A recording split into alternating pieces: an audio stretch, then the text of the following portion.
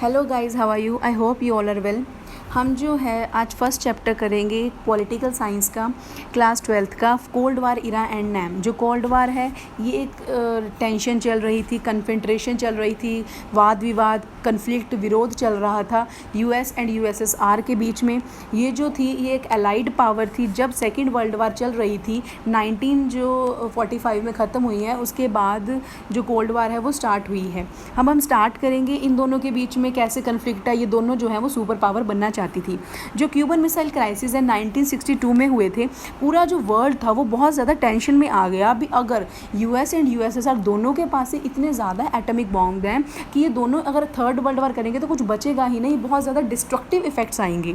जो cold war है, tensions चल रही थी, कंपटीशन चल रहा था, कन्फ्रंट्रेशन चल रही थी दोनों सुपर पावर के बीच में, जो दोनों ग्लोबल पावर बनना चाहती थी, यूएस भी और यूएसएसआर भी।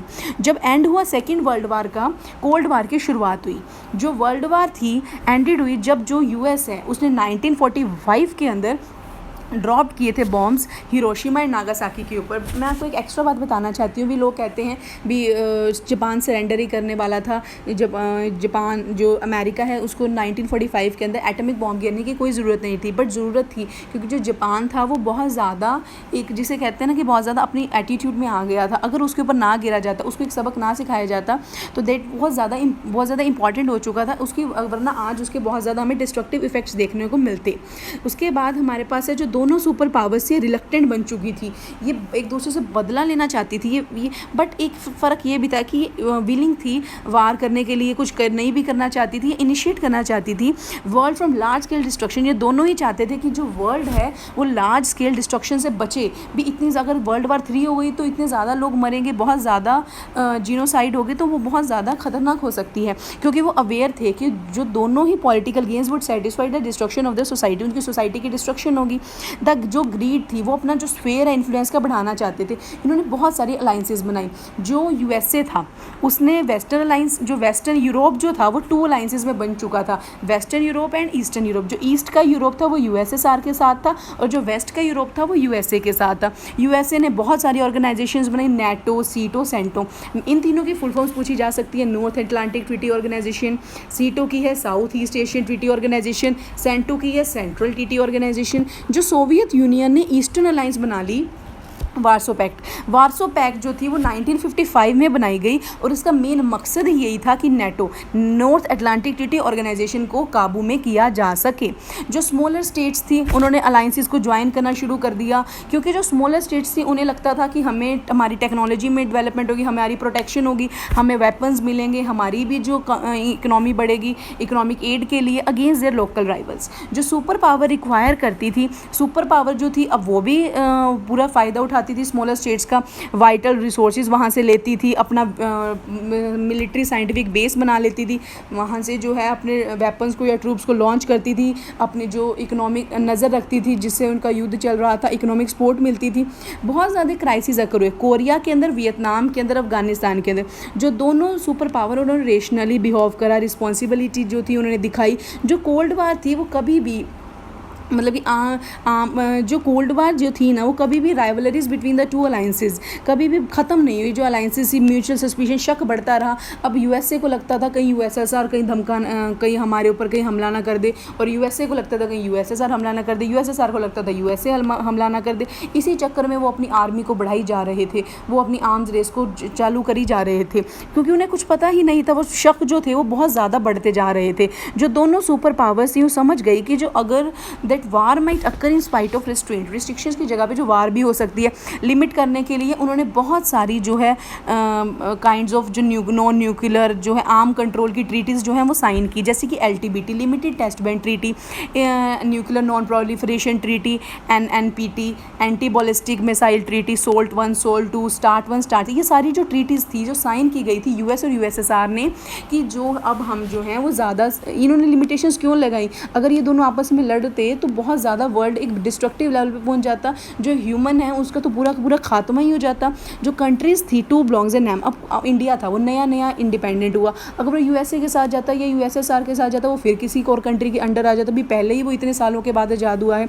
तो उन्होंने क्या किया, उन्होंने नॉन अलाइन मूवमेंट स्टार्ट करी। इन्होंने जो डीकोलोनाइज्ड कंट्रीज थी एशिया की, अफ्रीका की, लैटिन अमेरिका की, उन्होंने बहुत ज़्यादा इंपॉर्टेंट रोल जो है प्ले किया था कोल्ड वार को ख़त्म करने के लिए, पूरे वर्ल्ड के अंदर स्टेबिलिटी, पीस, इन सबको बढ़ाने के लिए। जो 5 फाउंडर मेंबर्स थे हमारे नैम के, नैम क्या है, नॉन अलाइंड मूवमेंट, जो अभी तक चलता आ रहा है। इसकी पहली समिट बेलग्रेड में हुई थी, यूगोस्लाविया में। यूगोस्लाविया के थे जोसेफ ब्रोज टिटो, इंडिया के थे जवाहरलाल नेहरू जो हमारे फर्स्ट प्राइम मिनिस्टर थे, इजिप्ट के लीडर थे गैमल अब्दुल नज़र, इंडोनेशिया के सुकर्नो, घाना के थे ख्वामे नक्रुमा। जो मेजॉरिटी के थी नैम मेंबर्स की, वो कैटेगराइज थी लीस्ट डेवलप कंट्री, क्योंकि जो नैम के अंदर वही कंट्रीज थे जो अभी अभी आज़ाद हुई थी, जिनको अभी अभी इंडिपेंडेंस मिली थी, तो ऑब्वियसली वो लीस्ट डेवलप कंट्रीज थी, वो भी डेवलपिंग स्टेज पे थी। इसका मतलब था उनकी इकोनॉमिक डेवलपमेंट को बढ़ाना था। तो नियो सेट किया गया। नियो क्या था, न्यू इंटरनेशनल इकोनॉमिक ऑर्डर, ताकि गरीब कंट्रीज़ को भी आगे बढ़ाया जाए। जो इकोनॉमिक डेवलपमेंट थी वो वाइटल थी इंडिपेंडेंस के लिए नई कंट्रीज़ की।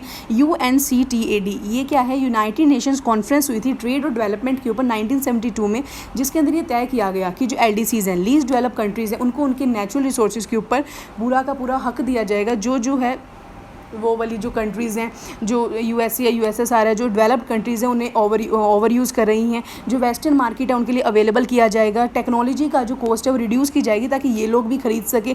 ग्रेटर रोल दिया जाएगा उनको इंटरनेशनल इकोनॉमिक इंस्टीट्यूशंस के अंदर। जो इंडिया रिस्पॉन्डेड किया है ग्रोथ के अंदर कोल्ड वार की 2 फील्ड में, सबसे पहले जो इंडिया था वो दूर रहा, उसने वॉइस उठाई न्यूली डिकोलाइज्ड कंट्रीज़ के लिए। जो नैम था वो सबसे पहले इंडिया के इंटरेस्ट को सर्व करता है। जो पार्टिसिपेट किया इंडिया ने इंटरनेशनल डिसीजन के अंदर, इंडिया ने बैलेंस बना के रखा 2 सुपर पावर के अंदर। जो इंडिया की पॉलिसी थी उसे क्रिटिसाइज़ किया जाता है।